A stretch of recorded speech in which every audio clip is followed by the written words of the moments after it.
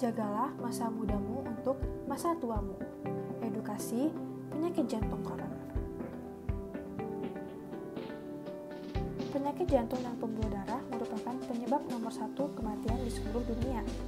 85% kematian akibat penyakit jantung dan pembuluh darah disebabkan oleh penyakit jantung koroner dan stroke.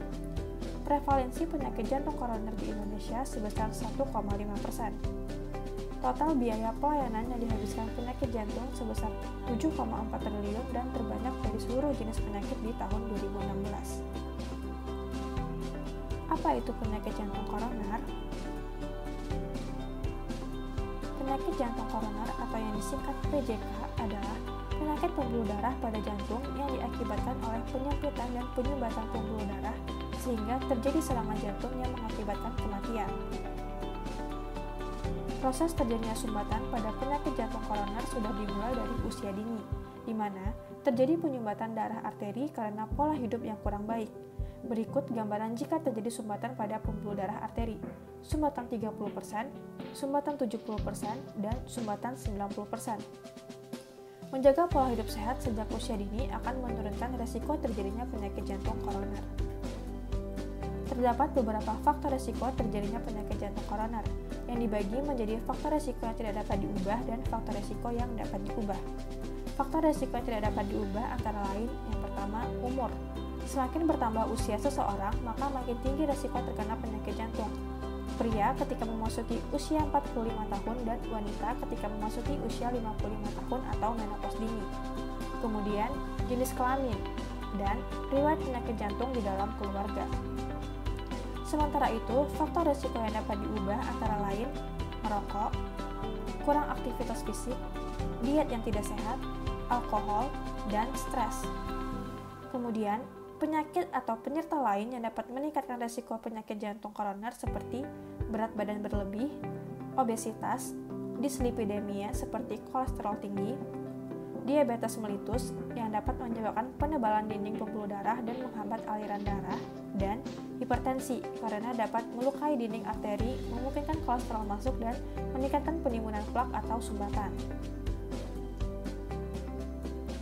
Tanda dan gejala dari penyakit jantung koroner adalah keluhan rasa tidak nyaman di dada atau nyeri dada yang berlangsung selama lebih dari 20 menit saat istirahat atau saat aktivitas, yang disertai gejala keringat dingin atau gejala lainnya seperti lemah, rasa mual, dan pusing.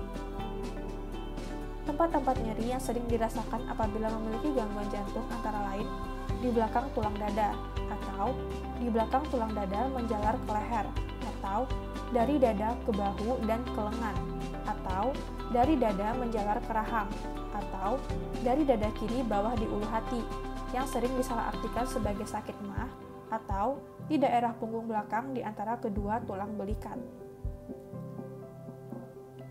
Beberapa hal yang perlu diperhatikan ketika memberikan pertolongan pertama pada penderita serangan jantung yang dalam keadaan sadar adalah sebagai berikut.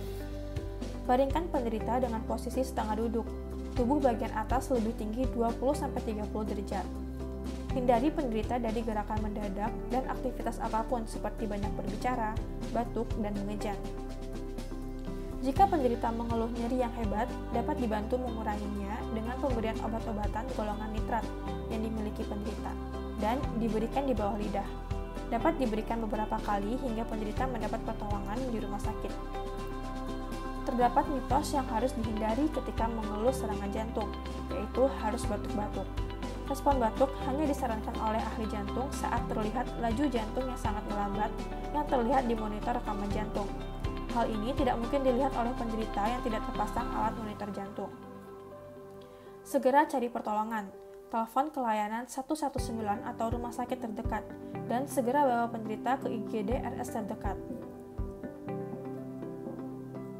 Kita dapat melakukan pencegahan terkena penyakit jantung koroner dengan upaya cerdik, yaitu cek kesehatan secara rutin, seperti tekanan darah, gula darah, kolesterol, dan lain-lain. Tanyakan asap rokok. Rajin beraktivitas fisik, minimal 30 menit per hari, 5 hari dalam seminggu, atau 150 menit per minggu. Diet yang sehat dengan kalori seimbang. Batasi konsumsi gula, garam, dan lemak.